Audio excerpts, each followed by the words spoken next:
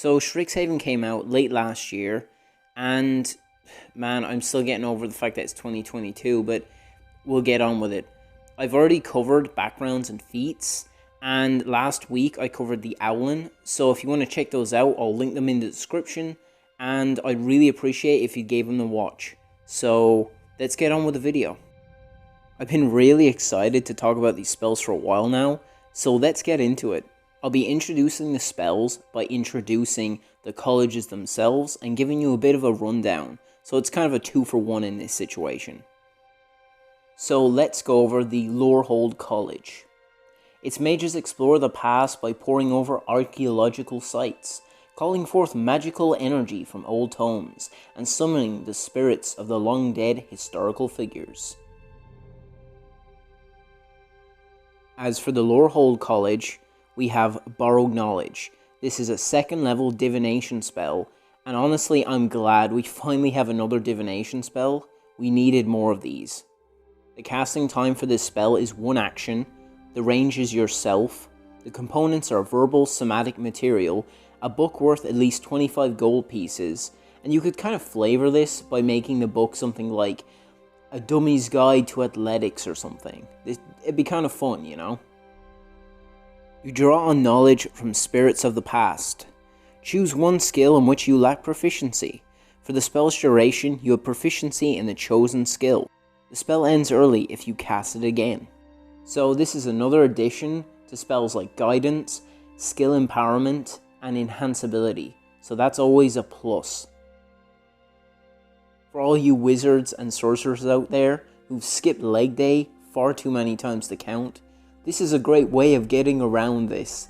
Or perhaps you need to distract a nobleman, or an audience, or distract some people enough so your party can sneak in the back and steal those goods. So you put on a performance, be it a song, a dance, or perhaps even juggling, now that you are an expert, or at least you're proficient in performance. This spell definitely reminds me of the Marvel villain, Taskmaster. Not the one from the movies, but from the comics. His abilities allow him to read the moves of others. Basically, they're called photographic reflexes. Such a silly name, but it pretty much is the equivalent to Borrowed Knowledge. Pretty cool. So let's talk about the Prismari College.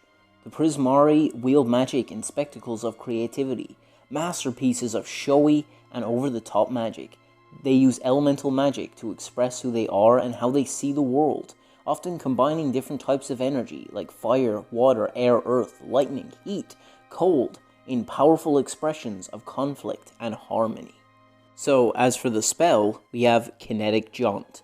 This is a 2nd level transmutation spell. It has a casting time of a bonus action, the range is self, somatic components, and it has a concentration up to 1 minute. You magically empower your movement with dance-like steps, giving yourself the following benefits for the duration.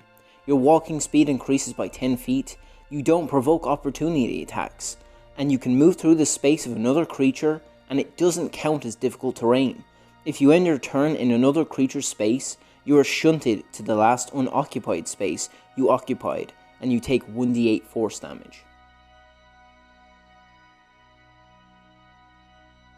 I can picture the Bladesinger Wizard, or the College of Swords Bard, perhaps even the Glamour Bard, or the Whispers Bard, dancing elegantly as they wield a blade into combat. I would definitely say the Swords Bard or the Bladesinger a lot more with this spell, and additionally I would also say that the Eldritch Knight and maybe the Artificer wouldn't feel as clunky if you were using these spells, as it would sort of have that more frenetic, kinetic sort of feel.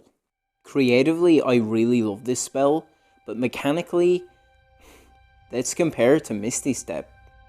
So, Misty Step, I mean, this spell is so favorable amongst a lot of people, and I still think it's a better choice, as you don't provoke opportunity attacks when you use Misty Step. Additionally, you can move up to your speed, and then, as a bonus action, teleport 30 feet away to a space you can see. So its speed is better, it doesn't provoke opportunity attacks, And you don't even have to really go through a space, because you already just poof to the other side. So how is this any better, really? I definitely can see this be a very elegant and kind of creative way to use a spell like this. And if you don't have Misty Step, then that's pretty great. Like a Bard, this would be fantastic for, or an Eldritch Knight. Although I'm pretty sure the Eldritch Knight can't get this spell, which is such a shame, honestly. I'd also like to mention that this could be pretty good for Artificers as well. So I'd say Bards and Artificers would be the better choice over Sorcerers and Wizards. Although you could perhaps pick a Blade Singer, but that's here nor there.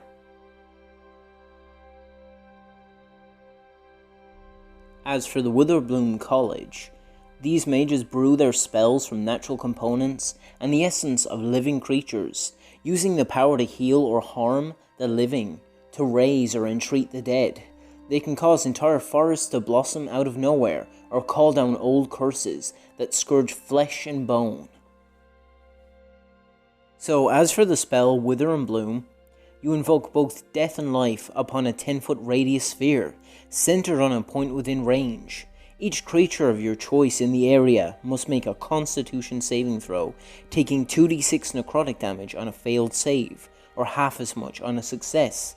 Non-magical vegetation in the area withers. In addition, one creature of your choice in that area can spend and roll one of its unspent hit dice, and regain a number of hit points equal to the roll plus your spellcasting ability modifier.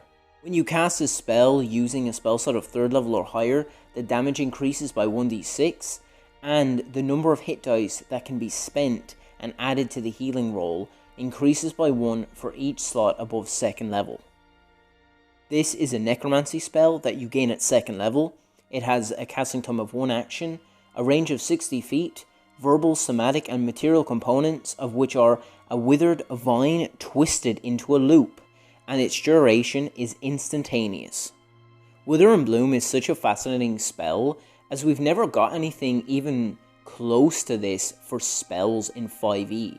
Yes, we've got a few feats here and there, but I'm talking about spells. There is absolutely no spells up to this point that have used your hit dice. That's absolutely bizarre to me. This spell is rather unique in the fact that sorcerers and wizards can pick this up, and in a way they can kind of heal their party.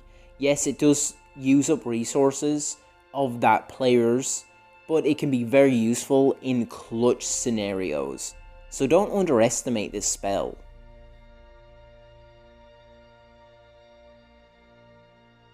So let's talk about the Silver Quill College. The Silver Quill creates spells from spoken word battle poetry. Yeah, you heard me right. Or magical manifestations of the written word, scribing patterns of runic ink in the air. These mages make for natural leaders, fiercely competitive, with a piercing wit and a never second place attitude. So let's talk about Silvery Barbs. It has a casting time of 1 reaction, which you can take when a creature you can see within 60 feet of yourself succeeds on an attack roll, ability check, or saving throw. It has a range of 60 feet, it has verbal components, and it's instantaneous. This is a 1st level enchantment spell. You magically distract the triggering creature, and turn its momentary uncertainty into encouragement for another creature. The triggering creature must re-roll the d20 and use the lower roll. You can then choose a different creature you can see within range. You can choose yourself. The chosen creature has advantage on the next attack roll, ability check, or saving throw it makes within 1 minute. A creature can be empowered by only 1 use of this spell at a time. So, is Silvery Barbs as bad as people are saying it is? Yeah. So, let's get on with this rant. As for Silvery Barbs, my biggest issue with it is the fact that yet again it is inviting a very powerful spell. A spell that is a game changer in most games. It's similar to Misty Step or Fireball or Shield. Shield is probably the best comparison in this situation. It also has the issue of making it impossible, or at least rather difficult, to hit a glass cannon character, that is the sorcerer or the wizard. It makes them even more difficult to attack, even though that's their role in the party, is that they are powerful, they have a lot of utility, but they are glass cannons through and through. But now, having this ability to reroll attacks, and now also have the shield spell on top of this, and yes, I know, 2 different reactions, all that kind of jazz, but it's so good, and it almost feels like, why wouldn't you pick this spell now? This is not to mention that this ability is basically taken from Explorer's Guide to Wildermount's Chronergy Wizard, and it's been buffed exponentially, like ridiculously so. Stated here, you can magically exert limited control over the flow of time around a creature as a reaction after you or a creature you can see within 30 feet of you makes an attack roll, an ability check, or a saving throw. You can force the creature to re-roll. You must make this decision after you see whether the roll succeeds or fails. The target must use the result of the second roll. You can use this ability twice, and you regain any expended uses when you finish a long rest. You gain this feature at 2nd level. It has a limited amount of uses, and it's such a good ability, but now Silvery Barbs overshadows it. Don't get me wrong, you could probably have a bit of both, right? But the issue here is that Silvery Barbs is better in every way. You have way more uses of it. It also benefits a friend, and now they have to take the lowest roll, not the second roll. So with the Chronergy, it has the limitation that the second roll could be better. But in this case, Silvery Barbs, you have to take the lower roll, so it's far superior. This is not to mention that you can pick this up at 1st level, so this can be obtained through the Magic Initiate feat, and additionally the Fey Touched feat. This is ridiculous. You can give this to a barbarian or a fighter. This is such a powerful spell, and you can just give it to anybody. And I swear Wizards did this on purpose. It's such a powerful spell to just throw around and give to anybody. So let's talk about Legendary Resistance. In this capacity, Legendary Resistance can be whittled down so easily.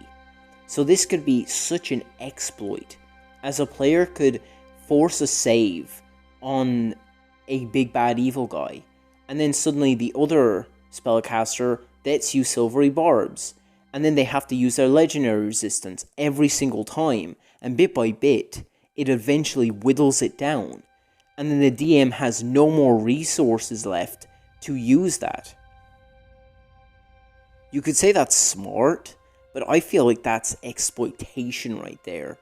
And I mean, come on, players get so much abilities, DMs get barely anything to contend with players.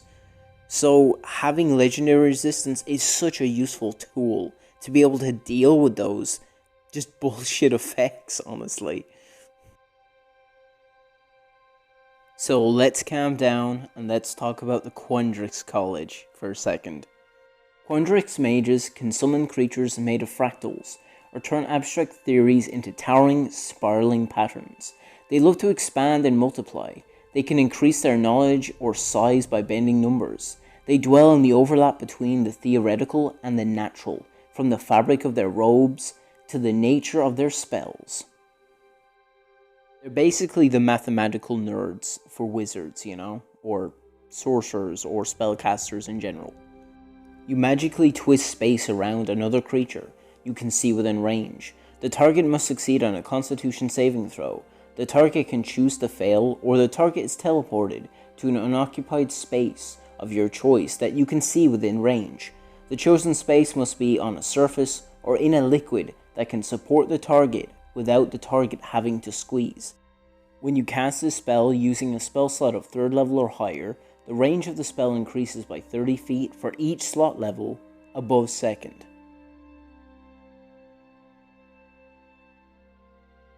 So there's a lot of contention about Vortex Warp, and yes, its range is pretty powerful for a 2nd level spell, but you have to remember Thunder Wave is a 3rd level spell, so it's only 1 level above, and it has the same range.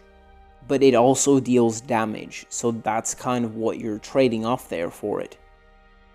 What I like about this spell versus something like Silvery Barbs is Silvery Barbs is just overpowered. This spell is creative. This gives players so much creativity in how they solve a problem, how they problem solve puzzles, or how they get around a certain situation, or how they deal with a ton of enemies that have surrounded them. Like, for a sorcerer, twin spelling this thing, it would be incredibly great. About repositioning party members on the battlefield. This spell is so fun, and I understand maybe that's your qualms with it, but I think that the spell is undeserving of that reputation.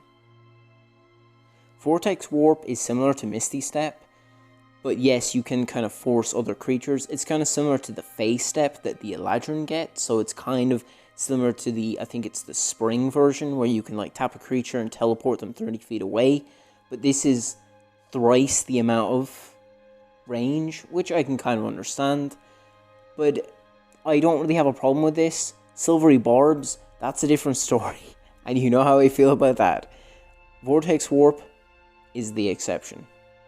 So if you got this far, thank you for watching, and I'll definitely be covering more Strixhaven next week, as I'm going to be going over the magic items, so if you want to come back for that, that'd be fantastic. And yeah, this was me, JohnnyGMs. Talk to you guys later.